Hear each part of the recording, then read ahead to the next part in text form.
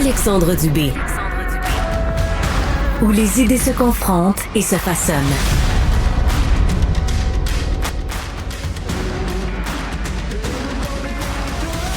Ben ça y est, on y est arrivé. C'est la fin de la session parlementaire à Québec. Une semaine très chargée où on a essayé de rentrer le plus de projets de loi possible. Il y en a qui seront adoptés, il y en a d'autres qui meurent au feuilleton. Marc-André Leclerc est analyste politique. Salut Marc-André. Bonjour Alexandre. Bon, l'heure va être au bilan aussi cet après-midi. Oui. Ce sera intéressant de voir un peu la vision de chaque formation politique. Est-ce qu'on va être en mesure de sauver quelques projets de loi aujourd'hui, notamment là, des projets de loi qui étaient tellement importants pour le gouvernement? Oui, et ça me rentrait là 5 minutes, là, Alexandre, là, le projet de loi 23 là, qui vient modifier P38 là, pour les gens qui souffrent là, de problèmes de santé mentale, pour l'accompagnement, tout ça. Il y aura une entente. Donc, ça, c'est une bonne nouvelle, là. C'est un des projets de loi, là. Donc, parce que si on prend la procédure à la régulière, il manquait de temps. Ça prend une façon accélérée. Hier soir, l'étude détaillée est terminée. Et là, ce qu'on me dit, là, au sein du gouvernement, dans l'entourage de Mme Fréchette, c'est qu'il y a une entente et aujourd'hui, on serait capable de finir les étapes. C'est peut-être un des projets de loi qui va traverser la journée. Puis il y en a un autre, Alexandre, on en parle depuis le début de la semaine. PL3, la fameuse carte électorale. C'est pas encore réglé, tout ça. À 115 jours du vote, c'est pas encore réglé. Yuri Chassin, hier, là, qui a ralenti encore le processus. Est-ce qu'on va réussir à ralentir ou même stopper le processus? Ce qui fera en sorte qu'on devrait là, conserver 125 sièges et la carte qui avait été dessinée là, par le directeur général des élections. Là. Bon, maintenant, chaque formation politique va un peu faire son bilan de la session. Quel est le tien pour chacun, là, rapidement, quand on regarde un peu le portrait de la situation? Ouais, ben c'est une session que je pense que pour tout le monde, c'est comme un grand laboratoire, Alexandre, où tout le monde essayait un peu certains éléments, mais on a débuté l'année et bien surtout les derniers mois, c'est qu'on a comme deux nouveaux chefs qui sont là, hein, Mme Fréchette, M. Milliard. À Noël, lorsqu'on se parlait à Noël, Alexandre, il n'était pas là, ces gens-là. Là. Et donc, on a eu deux changements, ce qui fait en sorte que ça a amené une session, oui, mouvementée, avec une course à la chefferie, tout ça, l'arrivée de M. Milliard, mais également où la nouveauté a fait en sorte qu'on a essayé des affaires, on a testé des choses et on était loin de la stabilité. Et la stabilité, c'est plus Paul Saint-Pierre Plamondon, où lui a eu le beau jeu de se préparer, de travailler, de recruter des candidats, tandis que les autres se sont cherchés un nouveau chef. Ça, c'est sûr que c'est venu pigmenter et changer la donne beaucoup. Là. Tu parles du Parti québécois, il y a une autre pub encore? Oui, nouvelle publicité. On l'a passé hier après soir. Le sandwich. En fin de journée. Oui, après le sandwich, on était dans le positif. Mais Alexandre, moi, ce qui m'a frappé dans cette publicité-là, au lieu du fait que c'est positif, c'est écoute la publicité, tu n'entendras pas le mot pays, tu n'entendras pas le mot référendum. Tu vas entendre vraiment M. Saint-Pierre Plamondon qui nous parle de quoi? Il nous parle de gouvernance. Et à la fin, il dit être fier, ça commence par bien se gouverner. Donc ça, c'est important, là.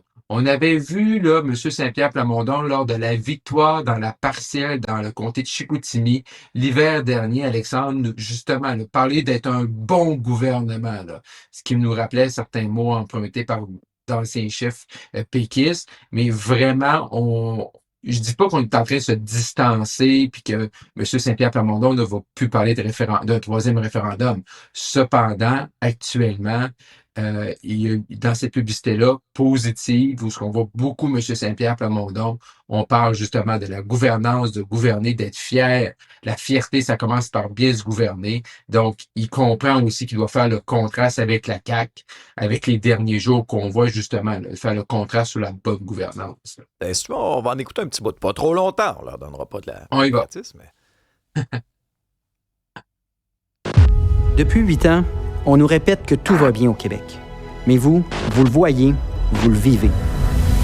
Gouverner, c'est travailler avec intelligence sur les problèmes, et ensuite avoir le courage de mettre en œuvre les solutions. Ah oui, avoir le courage de mettre en œuvre les solutions. Et gouverner, il dit rapidement dans la publicité, gouverner. Oui, c'est vrai, ça donne le ton.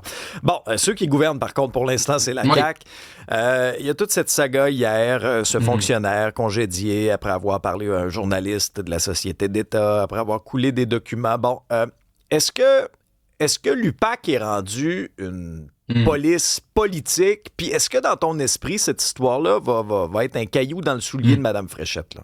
Ben, c'est sûr, Alexandre, que pour terminer la session, tout le rapport, le lanceur d'alerte, toute cette histoire-là fait en sorte de ramener la CAQ à des moments où ce que les gens qui travaillent dans l'entourage de Mme Fréchette aimeraient ça pouvoir tourner la page. Là. C'est sûr, là, tu veux pas, c'est pas les moments les plus glorieux. Tu sais, qu'on pense à Nordvolt, par exemple, aux investissements, de la façon que ça s'est fait, de ramener M. Legault, de ramener Pierre Fitzgibbon dans le mix, comme dirait Martin Saint-Louis. C'est sûr, c'est pas ça que tu veux faire. Toi, tu veux tourner la page. C'est ce que Mme Fréchette essaie de faire depuis le 12 avril, depuis qu'elle a les deux mains sur le volant de la coalition Avenir Québec. Elle veut vraiment essayer d'être en mesure de tourner la page. Et là, c'est sûr que ça ramène tout ça présentement. Sur le cas d'hier, sur le lanceur d'alerte, je sais que hier, elle ajoute avec les collègues, on n'était pas tous au même endroit, mais est-ce que ce cas-ci, est-ce que cette personne-là, Alexandre, c'est vraiment un lanceur d'alerte? Ben, moi, je suis pas convaincu. Honnêtement, je suis pas convaincu, puis je vais te dire pourquoi. Je suis pas convaincu parce qu'un lanceur d'alerte, là, c'est quand il y a, je sais pas, il y a une fraude imminente, on a trouvé quelque chose, c'est une fraude épouvantable. Là, dans ce cas-ci, c'est juste deux gars, Fitz puis M. Legault, qui ont été peut-être un petit peu trop audacieux, tu sais, qui ont agi comme si ils agissaient au privé, avec des investissements au privé, alors que c'était notre argent à nous autres. C'est-tu vraiment un lanceur d'alerte ou c'est un fonctionnaire qui n'était pas d'accord avec les décisions du gouvernement, puis là, contre ses valeurs, il a dit, moi, écoute, je suis pas d'accord avec ça, je vais couler ça à la presse. Tu sais, pas à la presse, le média, mais à la presse en général. Oui, à la presse, aux médias. Mais je suis d'accord avec toi, Alexandre.